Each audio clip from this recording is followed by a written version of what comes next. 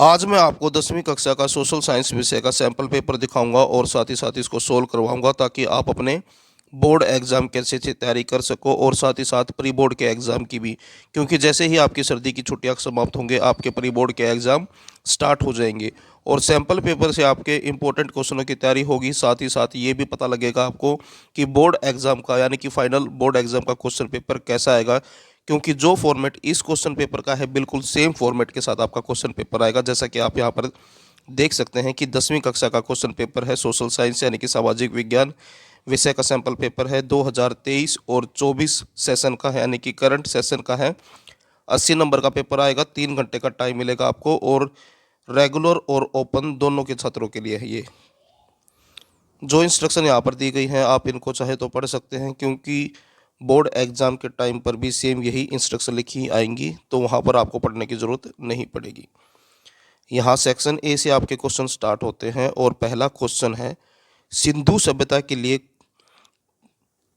यहाँ पर गलत लिखा हुआ, यहाँ पर आएगा सिंधु सभ्यता के लोग किसकी पूजा करते थे, तो आंसर आएगा उपरोक्त सभी, यानी कि इन तीनों की। पशुओं की भी पूजा करते थे, वृक्षों यानी कि पेड़ पौधों की भी पूजा करते थे और शिवलिंग की भी। तो आंसर है उपरोक्त सभी।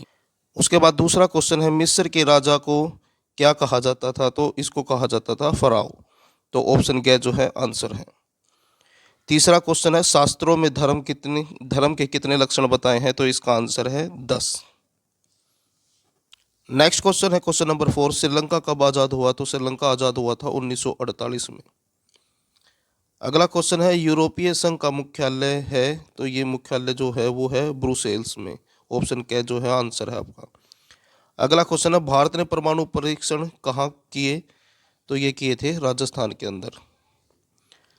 अगला क्वेश्चन है रियो डी जनेरो पृथ्वी सम्मेलन कब हुआ, तो इसका आंसर है 1992 में। ऑप्शन ख जो है आपका आंसर है। अगला क्वेश्चन है क्वेश्चन नंबर 8 बाघ परियोजना कब शुरू की गई थी, तो ये शुरू की गई थी 1973 में। अगला क्वेश्चन है क्वेश्चन नंबर 9 इसमें से रबी की फसल कौन सी है, तो गेहूं की जो फसल है वो रबी की फसल है। अगला क्वेश्चन है क्वेश्चन नंबर 10 किस पत्तन को दीनदयाल पत्तन कहा जाता है, तो आंसर है इसका कांडला। ऑप्शन ग, इसको जो है दीनदयाल पत्तन भी कहा जाता है। अगला क्वेश्चन है क्वेश्चन नंबर 11 राष्ट्र सिद्धांत किसने दिया, तो ये दिया था जिन्ना ने। ऑप्शन ग जो है आंसर है। अगला क्वेश्चन है क्रांतिकारियों को की गीता किसे कहा गया है, तो इसका आंसर है कौमुदी। ऑप्शन ग जो है आपका आंसर है। उसके बाद नेक्स्ट क्वेश्चन है क्वेश्चन नंबर 13 विश्व उपभोक्ता दिवस कब मनाया जाता है, तो ये मनाया जाता है 15 मार्च को। अगला क्वेश्चन है तृतीयक क्षेत्र को किस अन्य नाम से जाना जाता है, तो तृतीयक जो क्षेत्र है इसको सेवा क्षेत्र भी कहते हैं।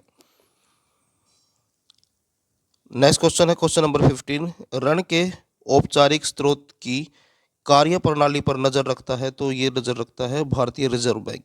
ऑप्शन ग जो है आपका आंसर है। उसके बाद नेक्स्ट क्वेश्चन है प्रति व्यक्ति आय की गणना सभी देशों के लिए डॉलर में की जाती है, तो डॉलर जो है आपका आंसर आएगा। वर्तमान में राष्ट्रीय पार्टी है, तो वर्तमान में 6 जो है राष्ट्रीय पार्टी हैं। उसके बाद नेक्स्ट क्वेश्चन है भारत में राज्य पुनर्गठन आयोग की रिपोर्ट को लागू किया गया था, तो इसको किया गया था 1 नवंबर 1947 को। ऑप्शन ख जो है आपका आंसर है। नेक्स्ट क्वेश्चन है भारतीय जनता पार्टी का गठन कब हुआ, तो इस भारतीय जनता पार्टी का गठन हुआ था 1980 में। अगला क्वेश्चन है कौन सा देश साथ लेकर चलने का उदाहरण है, तो भारत जो है साथ लेकर चलने का उदाहरण है, तो ऑप्शन क्या जो है आपका आंसर है। सेक्शन बी है, यहाँ से 2 नंबर वाले क्वेश्चन स्टार्ट हो जाते हैं। पहला क्वेश्चन है सरस्वती सिंधु सभ्यता के किन नगरों में किलेबंदी के साक्ष्य मिले हैं, तो ये मिले थे लोथल में, उसके बाद कालीबंगा,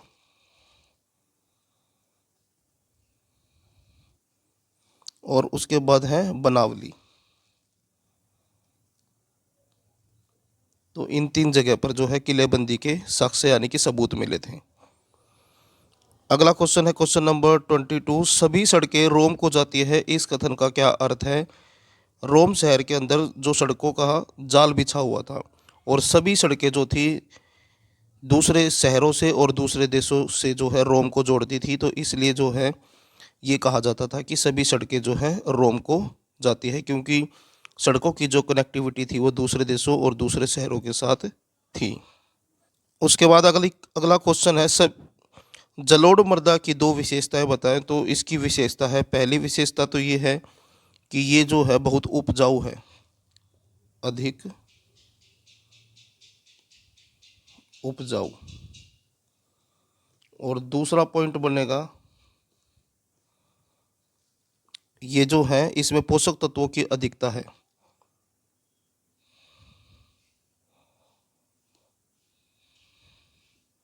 जो है अधिक पाए जाते हैं। उसके बाद अगला क्वेश्चन है, क्वेश्चन नंबर 24, राष्ट्रीय उद्यान की कोई परिभाषा बताए। इसकी परिभाषा बतानी है कि राष्ट्रीय उद्यान क्या होते हैं, इसके बारे में बताना है। तो इसके आंसर में आप ये लिख सकते हैं कि राष्ट्रीय उद्यान किसको कहते हैं, जो वन होते हैं, जिनको वनों को आरक्षित कर दिया जाता है, यानी कि रिजर्व कर दिया जाता है, कि वहाँ पर किसी भी प्रकार का शिकार, लकड़ी वगैरह काटना, ये सारी चीज़ें प्रतिबंधित कर दी जाती हैं, ताकि वहाँ पर जो वर्तमान है और जो भविष्य की जो पीढ़ी है, यानी कि जो जीव जंतु उस जंगल में या उस लिमिटेड एरिया के अंदर रह रहे हैं, जिसको भारत सरकार ने राष्ट्रीय उद्यान का दर्जा दिया है, तो उनकी पीढ़ी को बचाने के लिए, भावी पीढ़ी को, जो वर्तमान है और भावी पीढ़ी है उसको बचाने के लिए जो पारिस्थितिक तंत्र होता है वो बनाए रखने के लिए जो है सरकार एक सीमित क्षेत्र को राष्ट्रीय उद्यान का दर्जा दे देती है। इसका मतलब है कि वहाँ पर जो है बहुत सी रिस्ट्रिक्शन लागू हो जाती हैं, यानी कि बहुत सारी चीज़ों की मनाही हो जाती है, कि वहाँ पर ये गतिविधियाँ जो है अब बंद हैं। उसके बाद विकेंद्रीकरण का क्या अर्थ होता है? विकेंद्रीकरण का मतलब होता है राज्य और केंद्र से शक्तियाँ लेकर उसे स्थानीय सरकारों को दे देना, उसको कहते हैं शक्ति का विकेंद्रीकरण। यानी कि राज्य सरकार से और केंद्र सरकार से शक्तियाँ लेकर स्थानीय सरकार को दे दी जाना, यानी कि हाई लेवल से, उच्च लेवल से शक्तियों का निम्न दर्जे पर, यानी कि निम्न लेवल पर साझा करना शक्तियों को, उसको विकेंद्रीकरण कहते हैं। नेक्स्ट क्वेश्चन है क्वेश्चन नंबर 26, मांग जमा को मुद्रा क्यों समझा जाता है? आंसर देखें।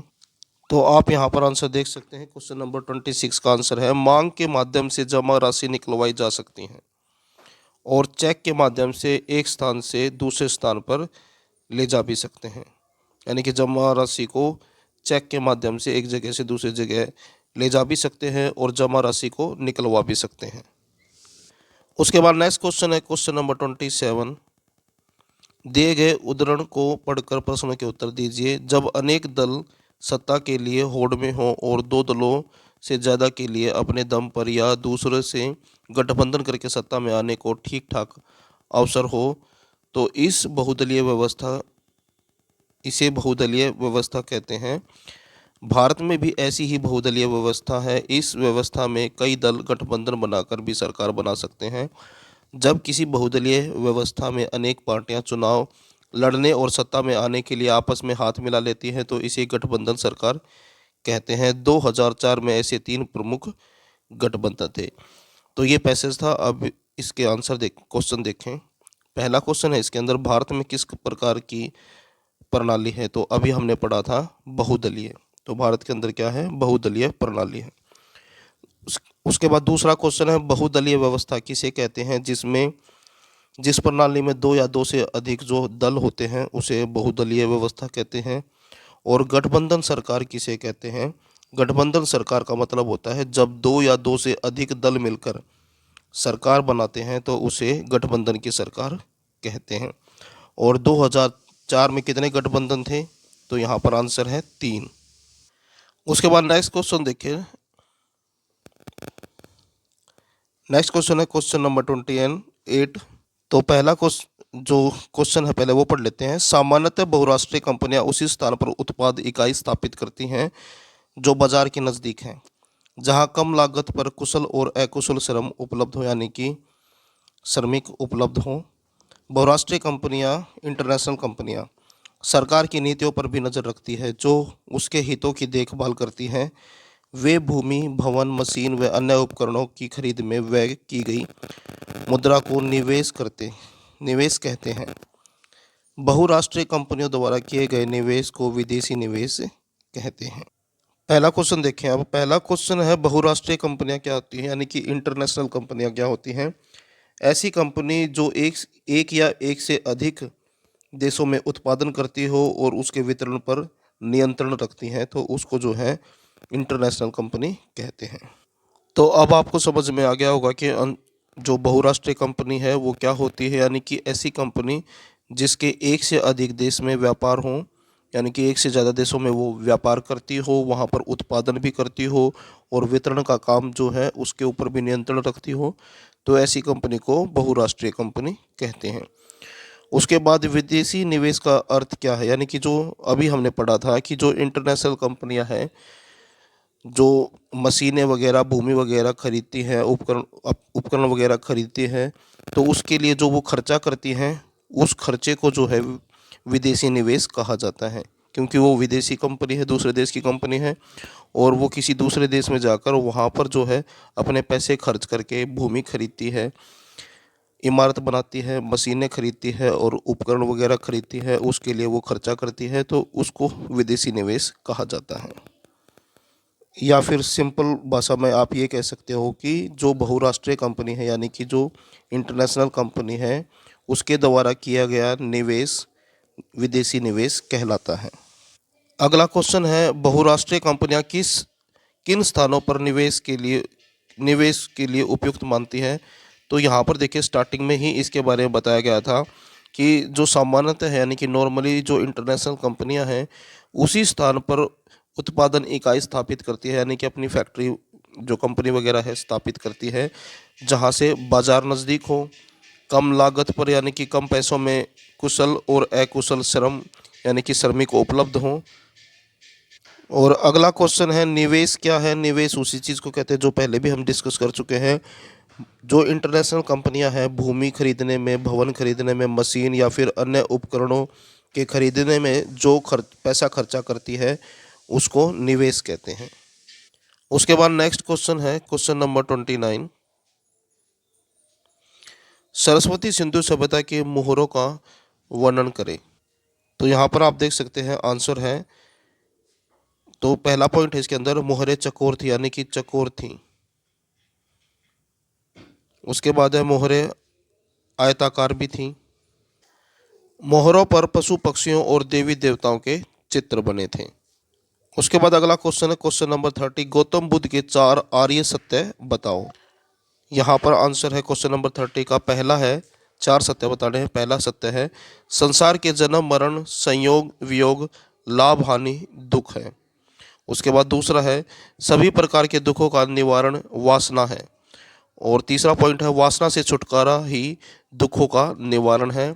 और चौथा है अष्ट मार्ग से दुखों पर विजय प्राप्त किया जा सकता है। क्वेश्चन है 31। भूमि निम्नीकरण की समस्या को कैसे हल किया जा सकता है। और इसका मतलब होता है भूमि निम्नीकरण का कि भूमि की जो उपजाऊ शक्ति है उसका कम हो जाना भूमि निम्नीकरण है। और इस समस्या से बचने के लिए हम क्या कर सकते हैं, आंसर देखें। तो यहाँ पर आंसर है वन रोपण, यानी कि वन लगाकर, पेड़ों की रक्षा मेखला बनाकर, और उर्वरकों का सीमित प्रयोग करके, यानी कि जो रासायनिक खाद है उसका सीमित मात्रा में उपयोग कर कर जो है हम भूमि निम्नीकरण को रोक सकते हैं। उसके बाद अगला क्वेश्चन है क्वेश्चन नंबर 32। राजस्थान के आर्द्र शुष्क क्षेत्रों में जल संग्रहण किस प्रकार किया जाता है। आंसर देखें। पानी को घरों टैंक में पानी संग्रहित, यानी कि पानी को घर के अंदर जो टैंक बनाए गए हैं उसके अंदर इकट्ठा करके, यहाँ पर गलत लिखा हुआ पानी को घरों टैंक, यानी कि पानी को घरों के अंदर जो टैंक बनाए गए हैं उसके अंदर इकट्ठा करके पानी को सेव किया जा सकता है। छत ढलवा होनी चाहिए, यानी कि ढलान वाली छत बनाकर जो पाइपों के माध्यम से टैंक से जोड़ा जा सके, जिसको पाइपों की मदद से टैंक के साथ जोड़ा जा सके ताकि जो छत का पानी है वो सीधा टैंक में चला जाए। वर्षा का पहला जल संग्रहित नहीं किया जाता, और जो पहली वर्षा होती है, पहली बारिश होती है, तो उसका जो पानी होता है उसको इकट्ठा नहीं करते हैं। उसके बाद अगला क्वेश्चन है भारत में स्थानीय स्तर की सरकारों का महत्व बताएं। तो आंसर यहाँ पर आप देख सकते हैं। क्वेश्चन नंबर 33 है, लोकतंत्र को मजबूत बनाते हैं, केंद्र पर अधिक दबाव नहीं रहता, जन भागीदारी बढ़ती है, यानी कि लोगों की भागीदारी बढ़ती है, और राजनीतिक जागरूकता बढ़ती है। उसके बाद है सेक्शन ई, और यहाँ पर जो है 5 नंबर वाले क्वेश्चन है। इन क्वेश्चनों की वीडियो में आपको बाद में उपलब्ध करवा दूंगा। क्वेश्चन आप देख सकते हैं, और जो मैप वाला क्वेश्चन है वो भी है। क्वेश्चन नंबर 38 जो है ये है मैप का क्वेश्चन।